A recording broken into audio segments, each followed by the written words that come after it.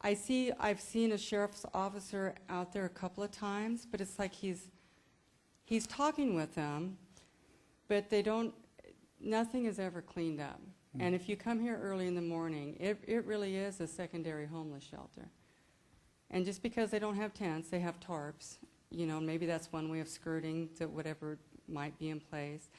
The fact remains that they're keeping all their stuff there all day long, and they're sleeping there at night, and that's kind of their home, which makes it too uncomfortable for the rest of the public to use.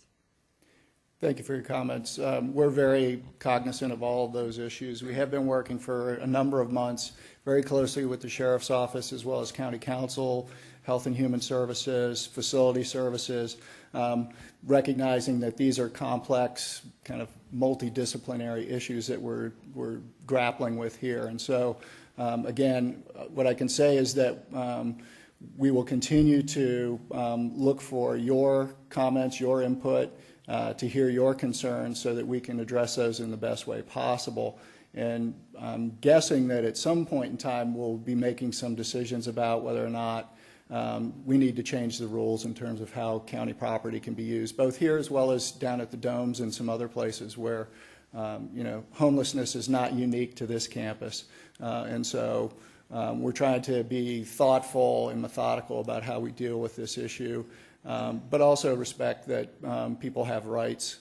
And so, county council's here listening, just like the rest of us, to your comments and concerns, and we'll try to take those into full consideration as we figure this out over the coming months ahead. Hi, HHS and a member of the Placer County Board of Realtors. I have a couple concerns. Part of it is I think homelessness has become a problem because we're so accepting of it, and people choose a lot of times to be that. And just walking the campus myself and observing the people that are out there currently and listening to the people that you're going to accommodate in the shelter, I'm a little bit surprised that we're going to turn away families and accommodate people that, are choosing to do crimes and have drug abuse. I think we should just take the control back. I think we give them too much control. They're not contributors of the, work society. And I feel like the best way we can help them is if we give them a place where we can help train them to become more of a member of society. But they're going to have to drug test. And I tell you, I think we should just do the tough love. We need to give them, hey, you do this program and you want help, here you go. But if you don't want our help, you don't get a choice to lay on our campus. Because I hear it, we all have to walk around in fear. We have to walk around, if we show up early, there's somebody urinating at our doorstep. And we're working society, we're paying the taxes, we're paying for them to be in these programs. And it's our right to have, a clean environment for ourselves. And like you said, most of them have some family or some ties here. Well, I'm sure some of those families say, you're going to do drugs and you're going to drink, out of here, because I'm not going to deal with you. So they say, oh, well, let's just go be homeless because there's programs and I can have this. And, I heard there was something on the news where there was a ton of homeless people on this piece of property in Sacramento a couple years ago. And the weather was going to be bad. They were trying to move them into this big, beautiful building to accommodate them. Not one of them wanted to go in there because they did not want to follow the rules. And I just feel like we give them too much leeway, too much choices, and I would say, it's almost like being children. You got to set the rules. You only have this choice or this choice and no other. And it sounds like we're waiting for them to decide, but we got to remember they're not thinking like us. They're not rational.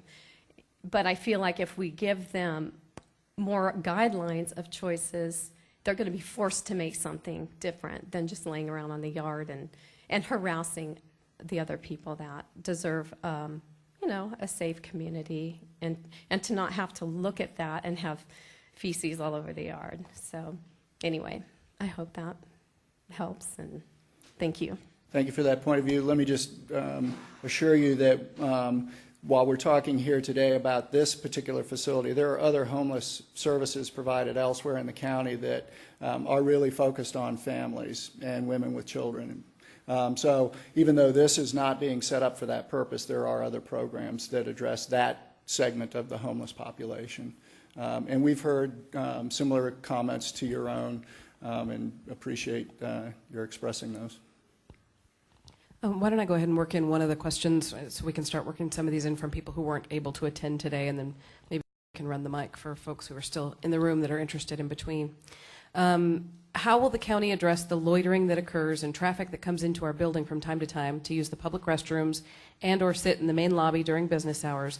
We have transient traffic that utilize the electric car charging stations located in the Cedar parking lot all day during the workday to watch TV, listen to music, use their laptops, recharge their cell phones and motorized wheelchairs. They leave trash and clothing behind, and usually at least a couple of individuals are at the charging station every morning and at night. Sometimes I don't even feel comfortable leaving the building alone when it is dusk or dark. There are 2 follow-on questions. You want me to just get them all out at once, or? That was quite a question in its own right. There's a lot. We've heard those comments before. Those are things that we're taking into consideration as we, again, take a series of steps to try to address the problems as they manifest. So we hear the writer, and those are things that we're actively working on.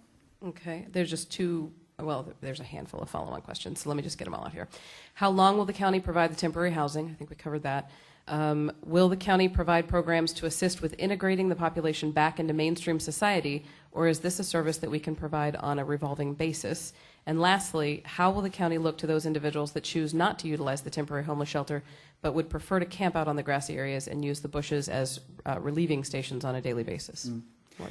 Again, similar theme or comments. Again, we don't see this as the panacea or the solution. This is part of a multifaceted strategy. So I believe that the Volunteers of America have experience in providing this type of shelter where they can learn the people, understand what their needs are, get them hooked up to services for those who are willing and ready.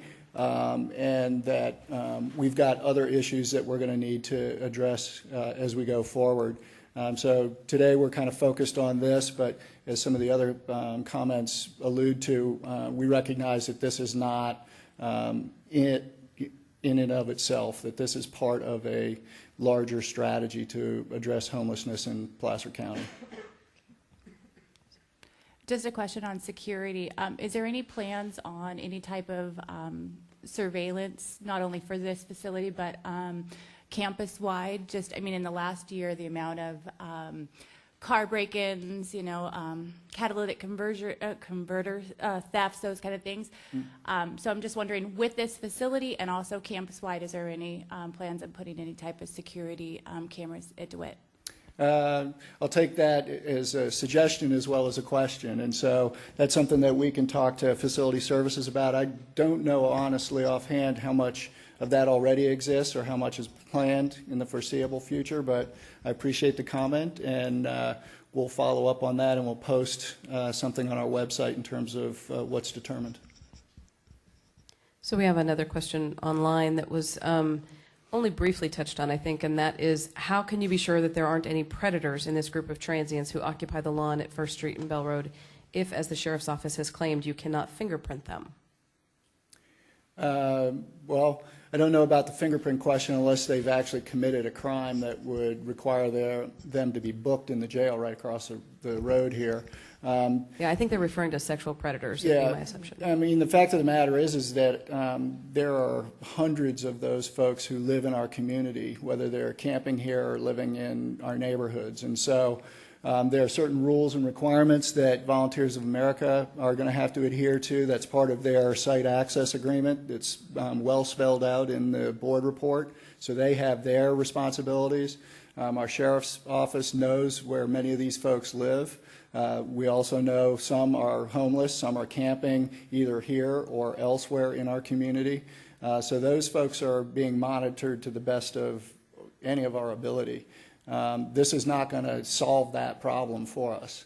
We've got some challenges with this location being in close proximity to some schools and child care centers and some other things that make it particularly problematic to house that type of a population. And if they present, I guess they'll be denied access to the degree that they're in the registry.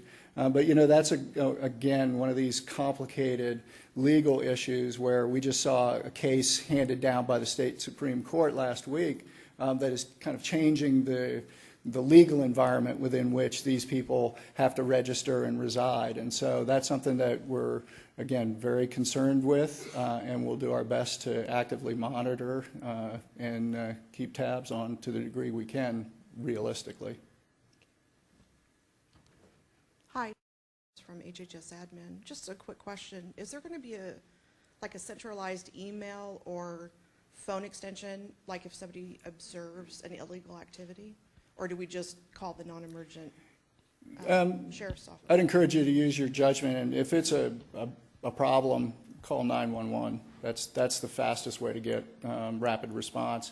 We will make other information available on our My Placer website, including phone numbers. And Leo said he's got some business cards, so he wants to maintain open lines of communication. I think that's very positive. And so we'll do our level best to keep people fully informed and give you places where you can go to get information or file a concern